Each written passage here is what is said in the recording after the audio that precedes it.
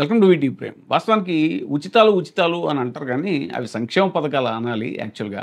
ఈ సంక్షేమ పథకాల ద్వారా వచ్చేటువంటి డబ్బుల్ని పేద ప్రజలు అది మార్కెట్లో కొనుగోలు శక్తి కింద మారుతుంది. అది ఈ చాలా పెద్ద ఆర్థికవేత్తలు చెప్పే విషయం ఏంటంటే పేదల ఖాతాల్లోకి ఈ డీబీటీ ద్వారా డైరెక్ట్ బెనిఫిట్ ట్రాన్స్ఫర్ ద్వారా డబ్బులు వేయటం అనేటువంటి పథకాన్ని తీసుకొచ్చిన తర్వాత జగన్మోహన్ రెడ్డి గారు దాదాపు 2,50,000 కోట్ల పైగా అలా డబ్బులు పేదల అకౌంట్లో వేయటం వల్ల జీఎస్టీ పెరిగింది. అంటే వాళ్ళ కొనుగోలు శక్తి పెరిగింది పేదల్లో. దానివల్ల ఏంటంటే మార్కెట్ ఎకానమీ అనేటువంటిది పెరిగింది.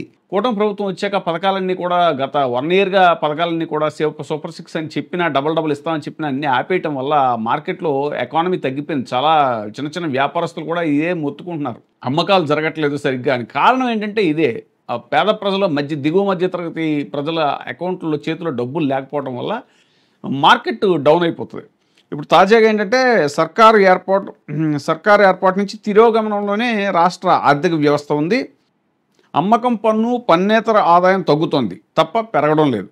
2023-24 తొలి త్రైమాసికంలో చూస్తే రెవెన్యూ రాబడుల్లో ఏకంగా 9,873 కోట్ల తగ్గుదల. కేంద్రంలో భాగస్వామిగా ఉన్న ఏకంగా 90.65% తగ్గినటువంటి కేంద్ర గ్రాంట్లు.